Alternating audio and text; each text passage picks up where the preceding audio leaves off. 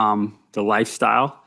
As I heard multiple times, and I know my sense is that you all care very much, so you are very sustainable in what you do. If we were to unregulate, I guess it kind of goes back to the question, I think what I heard a little bit, as this task force has this kind of purpose. I hear that from your perspectives that foraging is sustainable overall. And if that's true, would you advocate for no regulation on state lands? Or would you not? I mean, so I think of the tragedy of the commons. I do think about not everybody is as educated as you are, and whether this apprenticeship you're talking about, which I think is actually a really interesting idea.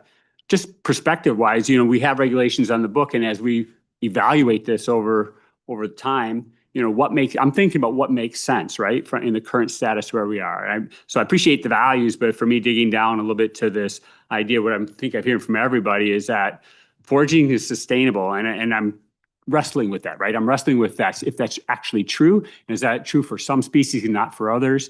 And so I'd like to hear your perspective on that as we have to wrestle with this over the next few months. Some things that are foraged require a greater amount of knowledge to interact with that plant. So Luke mentioned Tinsula, and this is something that his people sustainably have done for generations, but there's a big body of knowledge that goes with that. And so I do think that it would,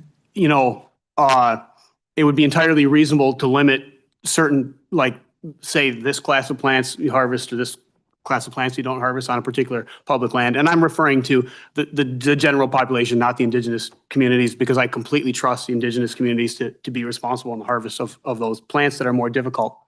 But for example, as a broad category of plants like leafy greens, like if there was unlimited harvest of leafy greens in state land, I think the impact would be absolutely zero, that not one single person in this room would ever find themselves in their life going to or hearing about or experiencing a big problem with leafy green overharvest, right? So, so it depends on, the category of food that we're talking about. But I would also like to mention that if you took all the most irresponsible foragers that you could find, like the most irresponsible foragers I've ever met in my life, and you took all of them, like say the 20 worst, and I can't think of 20 that I even think would be irresponsible foragers, but if you took the worst ones you could find, put together a panel, and you gave them all free reign to a small park, a 40-acre park, and you let them forage there, you know what?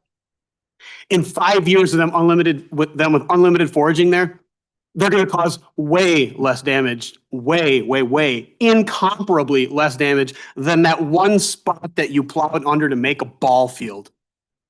And so we have this very, I would say, irrational, just anti-foraging belief, right? So I'm waiting to have somebody show me the big bad impact. Like I've been waiting my whole life to see the big bad impact, and I haven't seen it. And we may have heard about, there's this one place where all the ramps were harvested and all the ramps are gone. I'm still waiting for a person to show me that place. Like, I think it's a mythical place. I think it's like the Garden of Eden. I think it's like guarded by someone who's not letting anyone in to see it. I have not seen the place. Nobody has ever pointed out the actual place. There's a county park in Wisconsin which has like an 80-acre ramp patch, and it is known from like more than an hour radius, and it's not technically legal to harvest ramps there. So we're talking about digging up bulbs. Thousands of people harvest there. People from Iowa and Minnesota go there to harvest. On any day in May, there will be a stream of people going up the hill with buckets and shovels to harvest ramps illegally all day long during the ramp season. Thousands of people literally harvesting. And you know what? If you go to the parking lot, you can see the ramps are a little thin for about like maybe a 70-yard radius. But most people would still say, oh my gosh, this is a lot of ramps. It's still an incredible number of ramps. But most of the park, it's totally not even noticeable. So I'm still waiting to see what people are so scared of.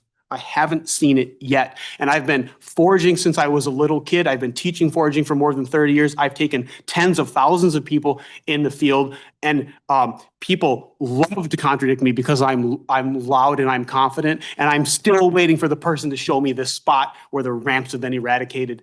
And that's like something I think would be fairly easy to eradicate through irresponsible harvesting. I know a place where illegal harvesters go to a public land in Wisconsin and systematically, one particular family takes out hundreds of pounds of ramp bulbs every single year. And I've been watching this for more than a decade. And I don't like what they're doing. They're definitely over harvesting. They're definitely harvesting irresponsibly, but they haven't even come close to eradicating the ramps. When it gets down to about 10%, they move to another part of the park. So I think there will always be something negative that happens. That's going to be true no matter what we do. But the overall impact of encouraging the public to forage, or at least allowing it, is always going to be greater than the negative impact that the foragers are going to have on the landscape. Thank you. Sorry if that was too long. Anyone else want to comment on that? And then we're going to go to Greg. And then I think, Rebecca, did you have something as well?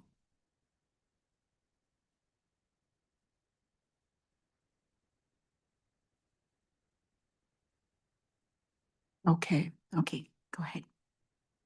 Did you?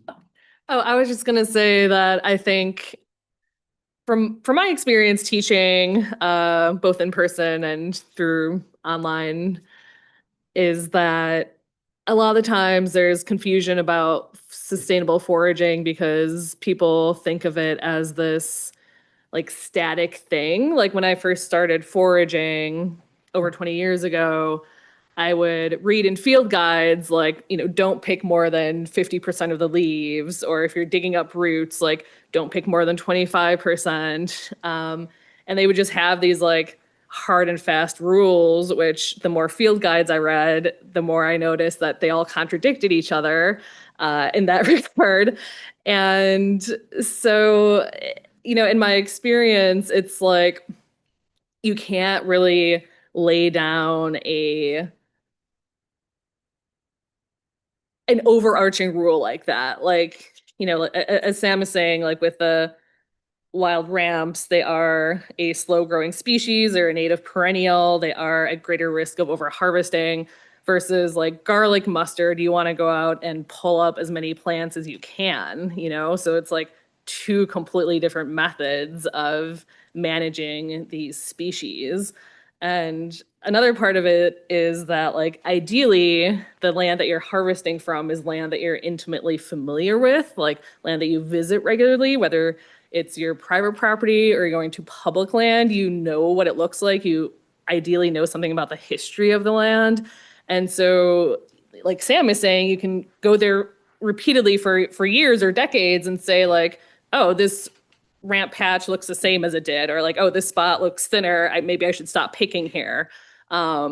Because another complication with public land is you don't know who else is out there harvesting. So like, yeah, I can go there and pick, whatever, 50% of the leaves. But if everybody is doing that from the same plants, then, those plants would eventually die. So like recognizing like, oh, there's harvesting happening here, there's disturbance happening here, or recognizing like, oh, these are invasive species that I can help manage, that I can help remove. It's a very interactive thing, it's like we've been saying, it's you're in relationship with the land, with the plants. You don't always treat everybody in your life exactly the same way, or even if you have one friend, you're not always treating them the same way every time you see them. Like, if they're sad, you're going to act a different way than if they're having a good time or congratulating some big event or whatever. So, yeah, just my point is that, again, the talk about sustainable foraging, I feel like gets a little difficult and problematic, and people kind of try to pigeonhole what it is, but it's this like big thing. Yeah, real quick, can I just say that when I go out and hang out with my friends before I get there, I don't tell myself, okay, Tim, you're going to laugh at exactly 50% of their jokes. Like, no, you go and hang out with your friends and you're like, oh, what are they like today? Oh, what did they just say? You don't wait for your chance to speak either. You're listening, and you're interacting with them. when we talk about plants in any other way, you're not really treating them like a relative, or, I mean, you have to actually see them as they are. And sometimes that means not taking any. Sometimes that means you can take more. And then also, this is the anthropologist in me, but we have in the mainstream culture of the United States a status quo bias. We are biased towards stasis, okay? Our cities stay in the same place. We farm the same land year after year, century after century. That's not always how the world has been. It's not even how all the world is now. So we have to, if we are looking at the world as it is, Minnesota as it is now, the least foraging knowledgeable group of humans that have ever existed, and then set them loose with carte blanche on a land that they are unprepared for, I don't think they're going to do that much damage because they don't even know how to do damage. Okay. They don't even have the prerequisite knowledge to even know how to hurt something. Okay. But they're just not going to have that impact. But then also, people are good, fundamentally good. And when they know better, they do better. I am a microcosm of this. In Minneapolis, and Maria knows this too, our classes are creating foragers in real time. We're literally on the ground year after year, day after day, face to face with people who have never foraged before. We are building that knowledge in them, and they. So we're going to be wrapping up this panel discussion, but Greg will be the last with questions or thoughts, and then the panelists to answer, and then we're going to wrap it up and then move on to the next on our agenda. Greg. Thank you, Greg Qualley with Backcountry Hunters and Anglers. And on a personal note, I would thank Peter for standing up for public lands and the access to the resources on those lands. And that's what I'm personally here for my organization, is to stand up for those rights. Couple things that really stood out to me, and thank you very much for presenting today. And just a sidebar on why you're here. This task force was committed, or actually created through a legislative process and not through a normal public input process. And the reason that happened is because the public input process was failing in listening to this community, this gathering community, and also other people. So this is a real prime example of how to do business with government. It shouldn't have to be that way, but you're getting a good experience here on how this can work and how it can work in the future. So take that home. I took it home. I used to work for government. I'll give you that hint. And I know how difficult it is, both inside an organization and outside an organization, to make changes and make meaningful changes, or don't make changes to things when it's not needed. And I think that's one thing that you brought up, and I just like to summarize this for the committee too. One thing is sustainability. Sustainability actually is a catch term right now, but it also has a deeper meaning. And in order to get to the deeper meaning of it, with sustainability, you have to have facts and figures. So if you don't have facts and figures, you can't really define what sustainability is, except that if our current practices are doing no damage, then it can be a sustainable practice, right? But if we have to have lots of numbers, we're just creating another system and another set of hierarchy there that everybody's going to have to meet. And I think that's totally unnecessary. The other thing that came to me in all of this, and it's been coming to us individually, I think within this task force also, is that there really needs to be a lot of clear definitions and clarity in the current, existing rules. They need to be implemented in the fish and game regulations on a page so that everybody knows exactly what's going on. And there isn't a lot of gray area. And if you want to call and ask questions about something, you can do it. So sorry about that little stump speech, but thank you very much again. Appreciate it. Thank you, Greg. So I want to thank the panelists, every single one of you, for taking the time and sharing your perspective and your expertise with us on this task force. Please keep up with the work that we do and feel free to email us or reach out to us with any further information or input that you feel is critical to our work. And thank you again. Senator, thank you. I just want to say thank you all for inviting us here. Thanks for listening to us. And Minnesota has the opportunity here to be a national leader as you have been in so many other things. So thank you so much.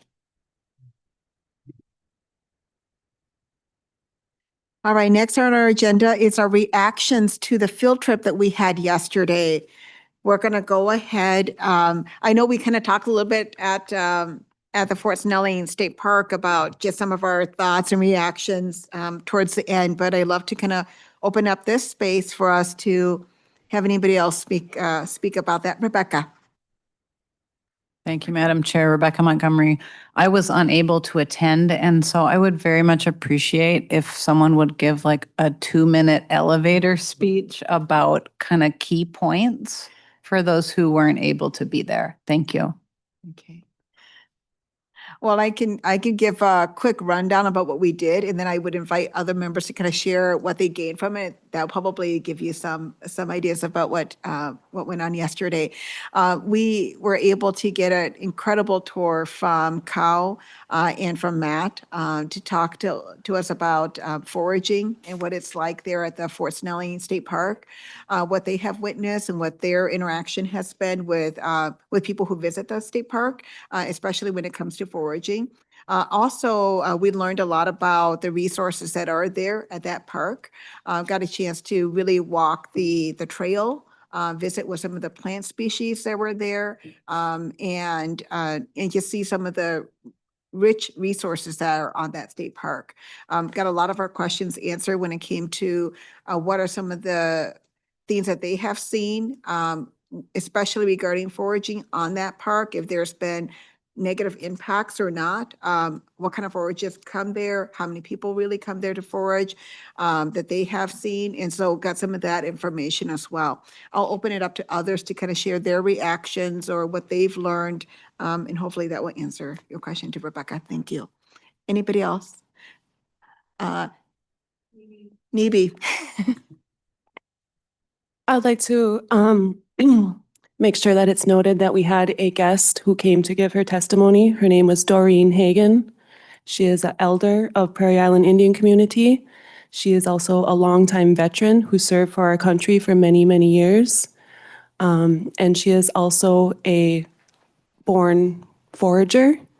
But it was interesting to me that when I had talked to her about if she had any input that she would like me to bring to the table for this foraging task force, she said, you know, for me and for many of us growing up and for her ancestors before her, it was not actually foraging, it was a way of life.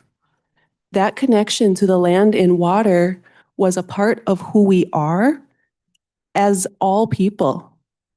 The original food was coming straight from the land. There's a lot of different sources of way people get food now, grocery store and things like that. But the original way of life is being connected to the land and water. You know where your food came from because you took the time, the energy, and all that goes along with that to literally harvest that food for yourself, for your family, for your children, for your community, for elders who are no longer able to go out there and get their food. So she wanted me to remind this task force that that was one of the most important things of even being alive.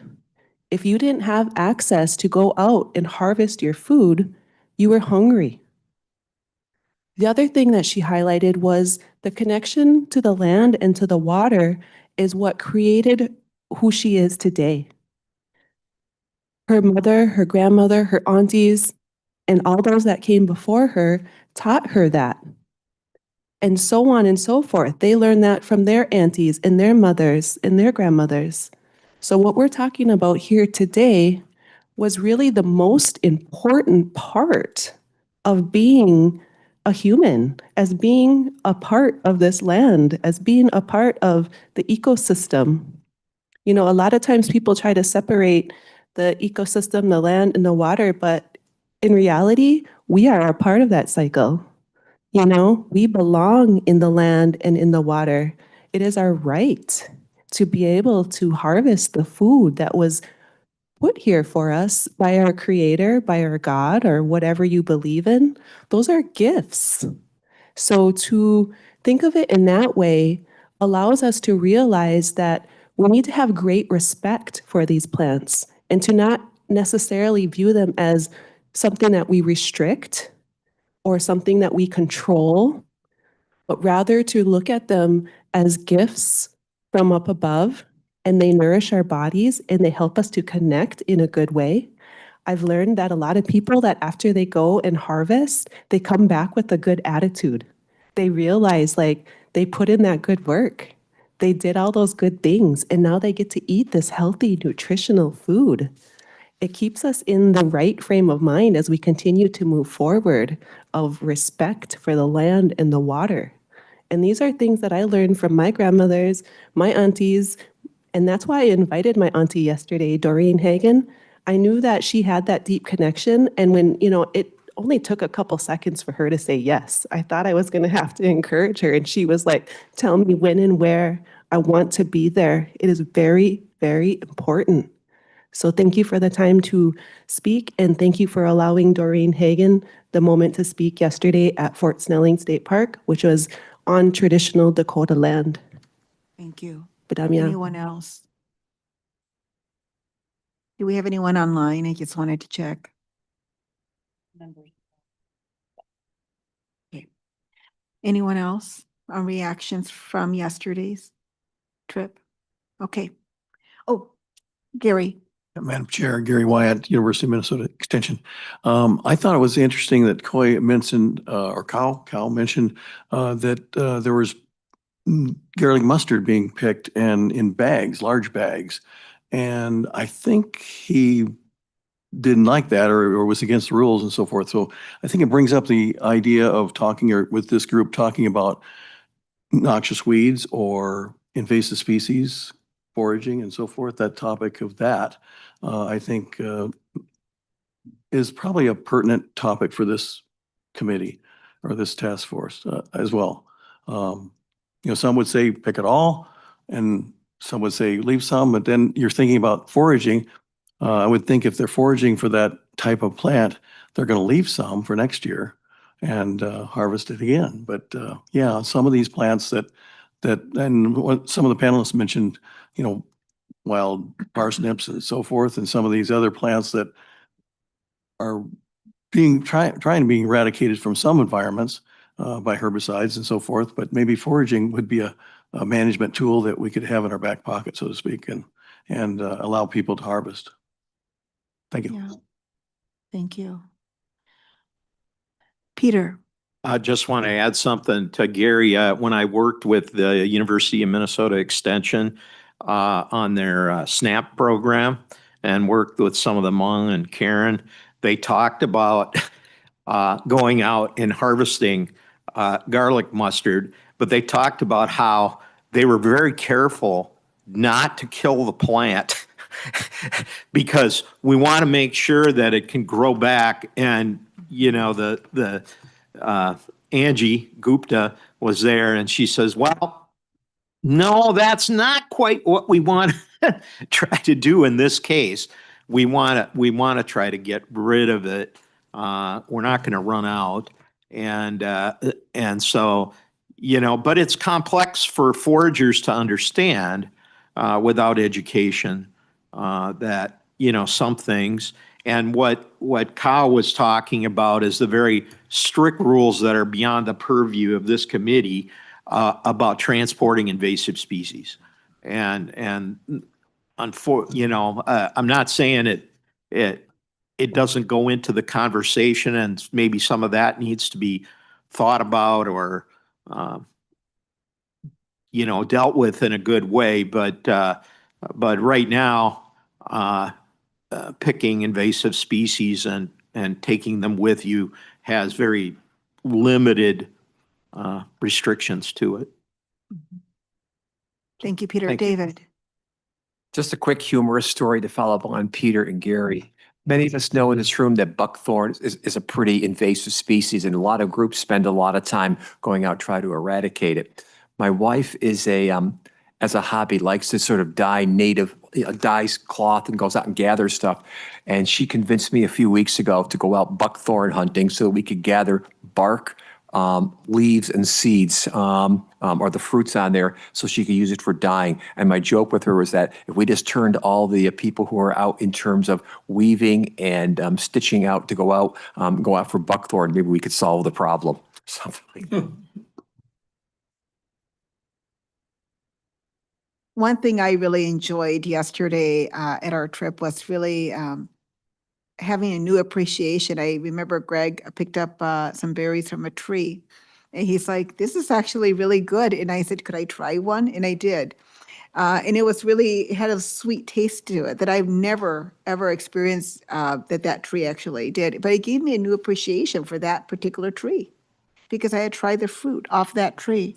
And that's a connection we're talking about with our land and nature, is when we can, even if it's just one simple tree, if we can say, wow, this berry came from that tree, that tree produced this, and you taste it and you have a connection to that. That was just wonderful. Thank you, Greg, for educating me and sharing that with me. The other thing I learned was that even though Kyle said Fort Snelling State Park was one of the most visited park in the state of Minnesota, and people did forage there for mushrooms and many other things, that they haven't really seen, this is my interpretation, I could be wrong, if I'm hearing it wrong, let me know, but that they haven't really seen anything detrimental to the land there. Of course, being cautious that they're protecting the park and making it, and I would say taking care of it, but that they haven't seen that detrimental impact. And that was something that kind of resonated with me, and say there's people that forage there. It's the most visited park. There has been foraging, and there hasn't been those impacts. So it's kind of similar to what one of our panelists was speaking about. I think it was Sam Thayer, was that show me, not particularly just Fort Snelling, but I have often wondered that same question. If foraging is so detrimental to our land, show me an example. I want to know what that is. And is that an one-off? And should we base everything about foraging on that one? But it's something for us to think about as we do this work. So I'll end my comments there. I know that we have a couple other things on the agenda.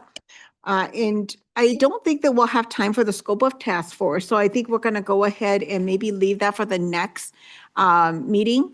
Although we did talk a lot in that same topic and focus. Let's go ahead and move on to the next steps. We do have some listening sessions that are coming up and scheduled. And what we'd like to do is have people promote those listening sessions. If you look on your slide deck, you'll see the scheduled listening sessions that are upcoming. Please share it within your network and on any platform that you have access to, so that we can get the most turnout as possible. And not only that, but if any one of you are able to make it to one or multiple of these, will you please email myself, Nick, and Stephanie, so that we know how many members are coming to each of these listening sessions. I will, we don't want a quorum, but we don't necessarily want to discourage people from attending. I think it'd be very beneficial for task members to attend these so we can hear from the public. But we just have to be careful about quorum at these listening sessions. Let's see here. I'm just going to add, in terms of promoting the listening sessions, I would encourage everybody to especially focus on, if you know anybody who can spread the word to people who forage, who are not necessarily kind of official foragers. They're not maybe members of the Mycological Association or the Foraging Alliance, but they forage. So folks that, for whom it's a family tradition, it's a community tradition, it's a cultural tradition, they might not be checking the Facebook page regarding, foraging events. Those are the folks that are of most interest to hear from at this time because they're least likely to be engaged with government as part of their day-to-day life. So that's part of why we want you to work so hard at promoting the listening sessions. This is on slide 12 of the slide deck if folks are looking for it, or I know it's not that easy to read on the screen here. Yeah. It's in the slide deck on slide 12. Yeah. Rebecca? Oh, okay, good. Rebecca Montgomery, do you have versions of these that could be emailed out that have the links or have the how to sign up? Because that would be helpful for me to send out via email to networks with all the information someone would need to participate. Yeah. Thank you. We do, Rebecca. Thank you. Luke? Madam Chair, question about these. So we hear that we really are targeting getting voices of foragers, but what about folks who have concerns about foraging? Are these listening sessions for the same or are there separate set or? Same sessions. Okay, thank you. Correct. Okay, so we do always leave time at the end of the meeting for public input, where the members of the public can give comment or information. And so we want to go ahead and open that up for that section. Anyone that we have here in person or online that would like to speak during public input, please, if you're here in person, please go up to the dais. If you're online, please put your hand up. Okay, please, Moni. Is this on? Yeah. Hello, everyone. My name is Jamie Rockney, and I live in Jordan, Minnesota. I studied natural resources and environmental studies at the University of Minnesota, and I followed with a career in soil and water conservation for almost 2 decades. I started foraging 18 years ago. What began as curiosity has become one of the greatest passions of my life. I now run Chick of the Woods Foraging, a business dedicated to foraging education and bringing the foraging community together through events. I'm also a member of the Minnesota, Wisconsin, and North American Mycological Societies. I joined the field trip yesterday after seeing the agenda item about DNR staff observations and concerns around foraging at a state park. I expected to hear about actual negative impacts from foraging, but what I found was that there really weren't any documented examples, even at Fort Snelling State Park, our most visited state park. One concern mentioned yesterday, and one I've heard previously, was the creation of goat trails and potential erosion from people walking off trail. As someone who has worked in soil and water conservation for nearly 2 decades, I can assure you that this type of impact is minimal and manageable. Even so, foragers don't repeatedly follow the same routes. We spread out, we visit different habitats, and we tread lightly. If there's anything we're bad at, it's following trails. And if you want to talk about impact, let's talk about those asphalt, gravel, and mowed trails that we veer off of while we're foraging. We love the land. We are the people who care most deeply about the forests and all that live there. Foraging connects us to nature in a profound way. The idea that foragers are damaging the resource that they depend on simply doesn't reflect reality. I just ask that as the task force considers policies, that you recognize that walking off trail is not inherently harmful. And in fact, it fosters connection, observation, and stewardship. Foragers aren't the threat to the land. We are its greatest advocates. Thank you. Thank you so much for coming today.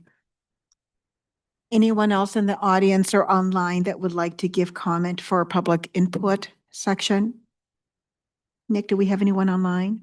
No? Okay. Well, it looks like that is it for today. Thank you, members, for a wonderful meeting. Peter? Yeah, this is Peter Martignaco. I've heard a bunch of things here at the end of this about, not seeing impacts to foraging. And unfortunately, they're difficult to document. And I don't want to minimize the fact that there is concern and potential for that. And Luke mentioned the tragedy of the commons. I don't think it applies very well to foraging, but it is very true that there are always people that can abuse our resources. And as responsible foragers, we need to be keeping an eye out for those people and making sure that when we're in the field, that not only are we careful ourselves, but we're taking note of what other people are doing too. Yeah. But it's hard to document that stuff. But I have talked to people who have witnessed it, Yeah. and it's disturbing and unfortunate. Yeah. But fortunately, so far, it's been very isolated. Thank you, Peter. And I agree with you that when we talk about sustainable foraging, in my mind, I feel like sustainable foraging is really more about education and information, but really about welcoming people to learn that and not necessarily limitations and restrictions. But really that comes naturally with limitations come naturally with information and education. I know how much I should take, how much I can take without destroying the plant. I know that when I forage something, I love it, I want to come back and I want that plant to flourish. And how do I do that? And that all comes with education, but it comes with embracing that education because you want to learn, because you love foraging, versus all the restrictions that just says no, no, nope, and then no education information is given. But thank you, Peter, I agree with you that there are negative consequences that can happen, and we have to be aware of that as well. Yeah. Yeah. Gary and then Kelly. Madam Chair, Gary Wyatt, University of Minnesota Extension.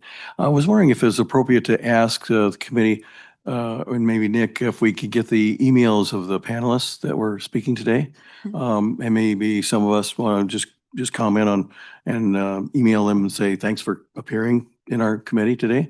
And maybe if we have further questions or something, we can ask them. Absolutely. We'll share with all of the task force members the contacts that they shared with us. Yes. Kelly. Kelly Bruns, Minnesota DNR. I just reflecting on the experience yesterday and actually seeing the really robust resources that were present. And I'd just like to reflect on, I'm sure years back, conversations took place on making sure that those resources were protected.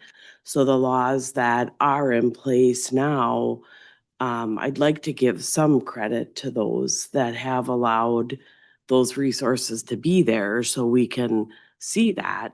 If they weren't, I wouldn't be able to say that it would still be such a great place in such a busy area. They're protecting the natural and cultural resources at that site. So I'd just like to be mindful of what we have had in place for many years to also provide opportunities to forage in a respectful way on certain lands that the department does administer and regulate to date. What that looks like moving forward, obviously, we'll all have a conversation around, but it's just good to be mindful that those protections have provided that benefit to us today. Thank you. Thank you. And I hear you. Thank you. All right, nothing else. We'll go ahead and adjourn this meeting. Thank you, everyone.